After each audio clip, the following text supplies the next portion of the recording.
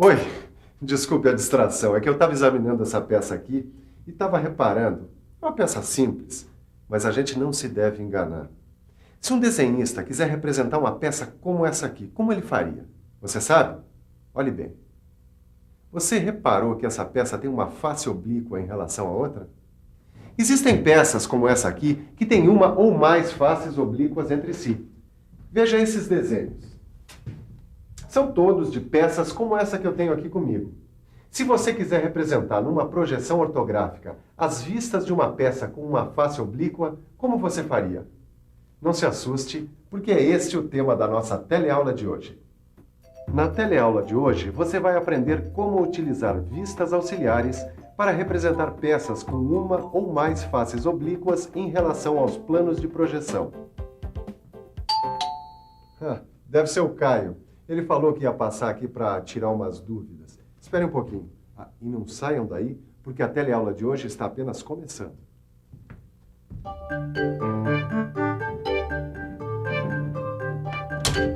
Oi, Caio. Olá, Ananias, tudo bom? Tudo bem, entra. E aí? O que é que manda? Eu tô com um probleminha, Ananias. Eu tava fazendo um desenho das vistas ortográficas de uma peça que tem uma face oblíqua. Como essa aqui? Como essa aqui mesmo. Então deixa eu adivinhar. Os elementos dessa face oblíqua ficaram deformados ou superpostos. E você achou que ficou tudo muito confuso, não é? Isso aqui, dá pra conversar com quem entende? É isso mesmo, Ananias. Olha só. Dá só uma olhada. Esse é o desenho da peça em perspectiva e as projeções nos planos. Olha os elementos dessas faces oblíquas aqui. Eles aparecem deformados e superpostos, como você disse. E aqui nas vistas ortográficas dá pra ver melhor.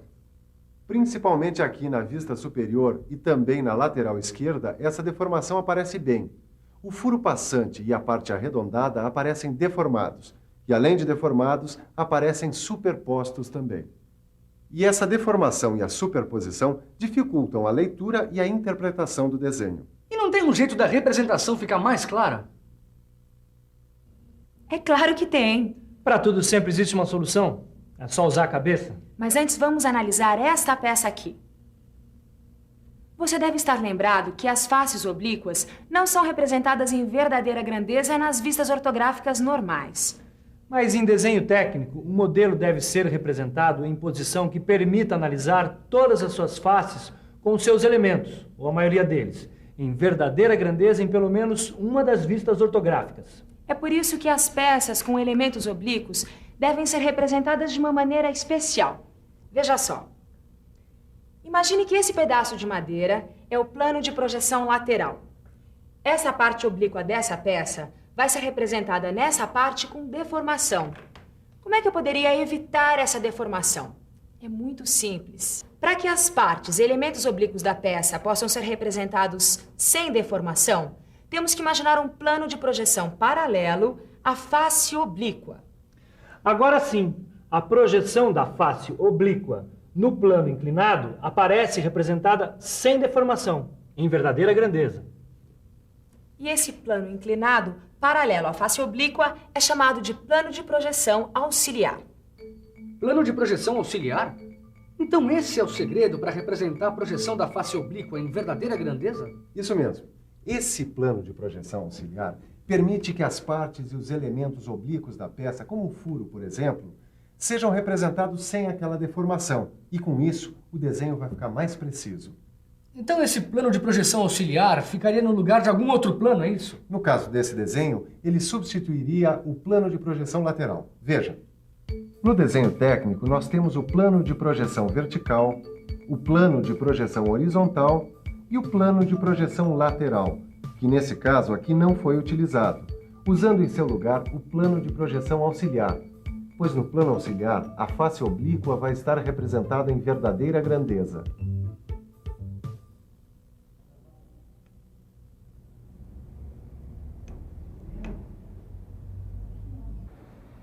E aí, Titão, que desenho é esse? E aí, Silva? Eu estou estudando o plano de projeção auxiliar. Ah, não é difícil de entender, não é mesmo? Não, essa história do plano de projeção auxiliar, que tem que estar paralelo à face oblíqua, eu já entendi. Dá uma olhada aqui, ó. Existe o plano vertical, o plano lateral e o plano auxiliar, que mostra a face oblíqua em verdadeira grandeza. Eu tô certo? Certíssimo. Esse menino vai longe, hein? Bom, Mas tem uma coisa que eu não compreendi, Silva.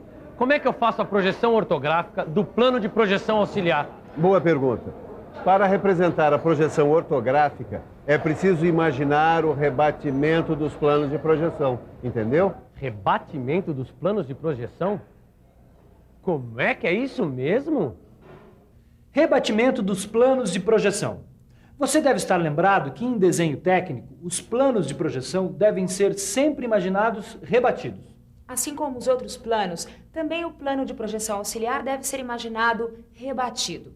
Dá só uma olhada nessas projeções de uma figura com uma face oblíqua nos planos vertical, horizontal e auxiliar. Repare bem no desenho. Notou que a projeção da vista lateral foi omitida? Nós temos as projeções no plano horizontal, no plano vertical e no plano auxiliar. Isso ocorreu porque a face lateral da peça fica melhor representada em verdadeira grandeza no plano de projeção auxiliar. Agora vamos ver como se faz a representação das vistas ortográficas dessa peça em desenho técnico. Para isso é necessário imaginar o rebatimento dos planos de projeção. O modo de rebater os planos é semelhante ao que você estudou nas aulas de projeção ortográfica. O plano de projeção vertical fica fixo. O plano horizontal gira para baixo. E o plano de projeção auxiliar, no caso deste desenho, gira para a direita. Assim, através do rebatimento dos planos de projeção, ficam definidas as posições das vistas no desenho técnico. Os nomes das vistas permanecem os mesmos. A única diferença é que a face projetada no plano de projeção auxiliar dá origem à vista auxiliar. E neste exemplo, a vista auxiliar está representada no lugar da vista lateral, que foi omitida. A vista frontal e a vista superior permanecem. Além disso, é bom lembrar que, em desenho técnico, os contornos dos planos não são representados e não aparecem os nomes das vistas. Assim, as vistas ficam rebatidas sem os contornos dos planos de projeção e sem os nomes das vistas. Você notou que o furo e a parte arredondada aparecem sem deformação na vista auxiliar? Isto porque, nesta vista, esses elementos estão representados em verdadeira grandeza. Veja uma outra coisa. Na vista superior e na vista auxiliar aparece a linha de ruptura. Esta linha é utilizada para indicar que a parte deformada não precisou ser representada nessas vistas. Bom, da mesma forma que tem a vista frontal, a vista superior e a vista lateral, a vista do plano de projeção auxiliar é a vista auxiliar. Simples, não é? Então eu quero ver se você entendeu mesmo. Dá uma olhada aqui nesse desenho. Ó. Olha aqui, presta bastante atenção. Quais as vistas representadas nesse desenho técnico e qual foi a vista substituída pela vista auxiliar? Vamos pensar um pouco? Vamos pensar um pouco.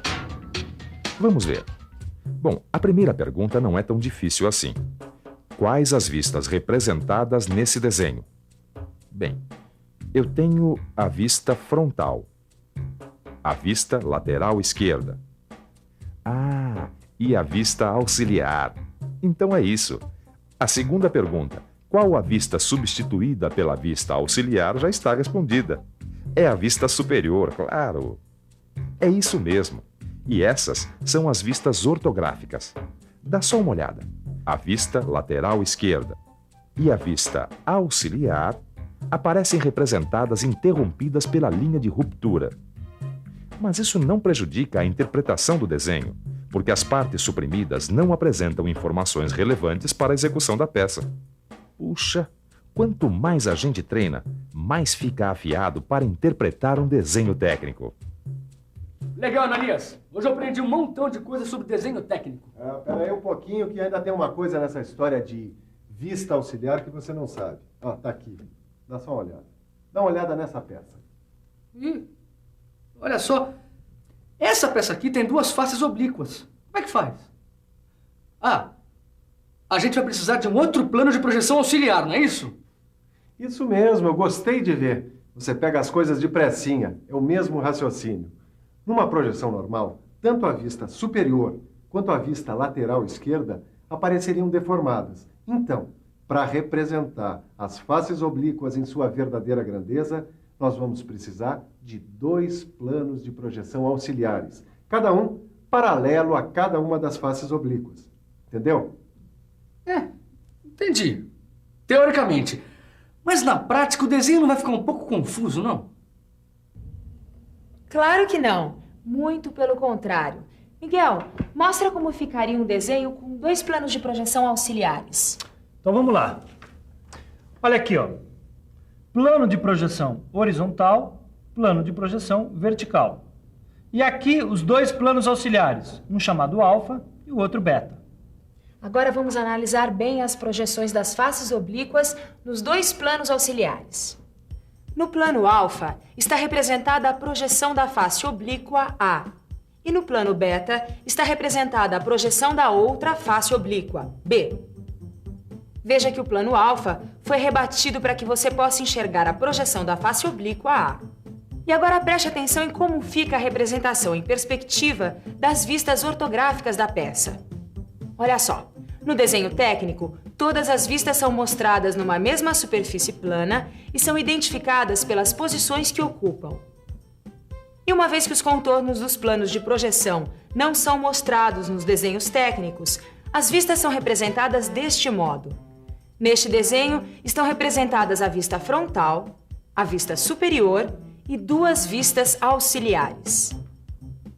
E você notou que as vistas representam a verdadeira grandeza de cada elemento. Essa é a função das vistas auxiliares. Depois de tanta projeção, que tal uma boa revisão?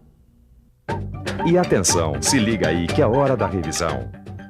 Na teleaula de hoje, você aprendeu que para representar peças que possuem uma ou mais faces oblíquas em relação aos planos de projeção, é preciso lançar mão de um recurso conhecido como vistas auxiliares.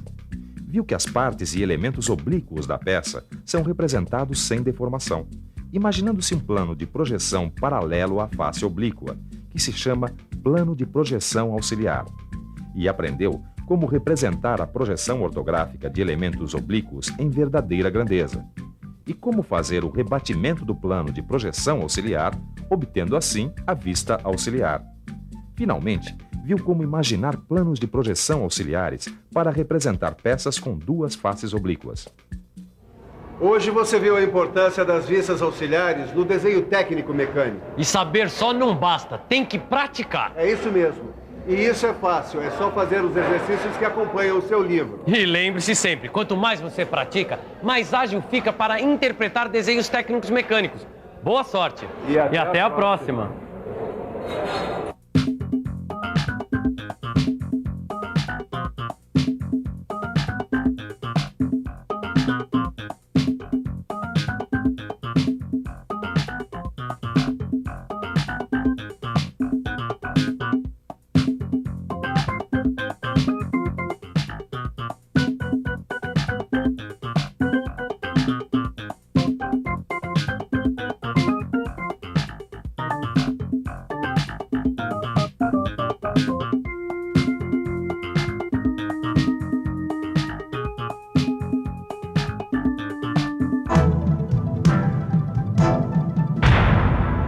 Telecurso 2000, um programa de educação do Sistema Fiesp e da Fundação Roberto Marinho.